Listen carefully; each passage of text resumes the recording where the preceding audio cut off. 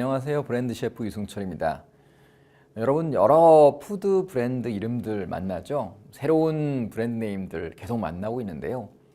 그러면 어떤 브랜드 네이밍이 이 푸드 마케팅에서 중요할까요? 어떤 브랜드 네이밍이 더 효과적인 브랜드 네이밍일까요? 이번 시간에는 푸드 브랜딩과 브랜드 네이밍의 기본이라는 주제로 이야기를 풀어가겠습니다.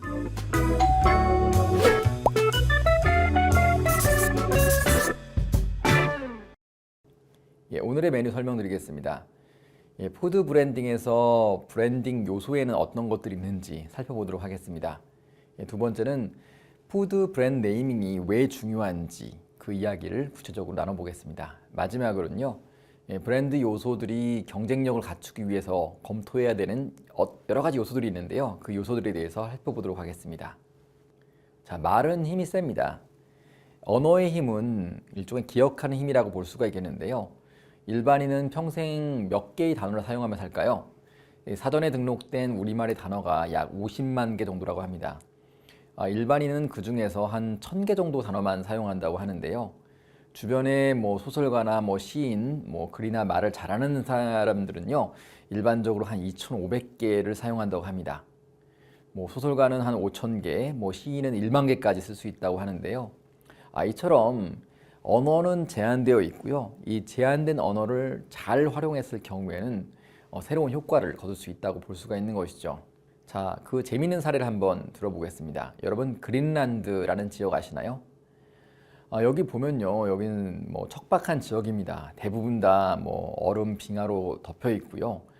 근데 유럽인들이 그린란드에 처음 도착했을 때 푸른 풀을 조금 봤다고 합니다. 연안 지역은 약간 푸르다고 하는데요.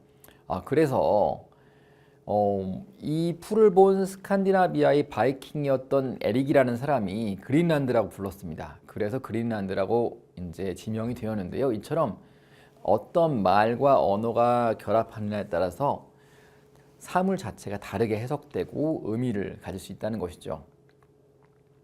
자, 그럼 브랜드 이야기를 해보겠습니다. 브랜드 이름이라고 하면요, 브랜드 네임이라고 영어로 번역할 수 있는데요. 제작자를 식별하는 기능이 있고요. 첫 번째, 이 브랜드를 만든 사람이 누구지? 농심인가 삼양인가? 제작자를 알 수가 있죠. 두 번째는 제품을 취급하는데 간소화할 수가 있겠습니다. 예를 들어 볼까요? 여러분이 편의점을 운영하고 있는데 제품 이름이 없다면 이거 어떻게 정리할 수 있을까요? 정리가 편하죠. 세 번째는 회계적인 의미도 있습니다. 어떻게 매출이 올라가고 내려가는지 제품 아이템별로 정리를 하잖아요. 그래서 브랜드 이름이 중요한 거죠. 마지막으로 법적인 보호를 제공합니다. 브랜드 네임 자체는 일종의 자산을 형성하게 되는데요. 자산을 형성한 다음에는 다른 경쟁 브랜드에 대비해서 우리 브랜드를 보호해야 되지 않습니까? 그래서 브랜드 이름이 중요한 것이죠.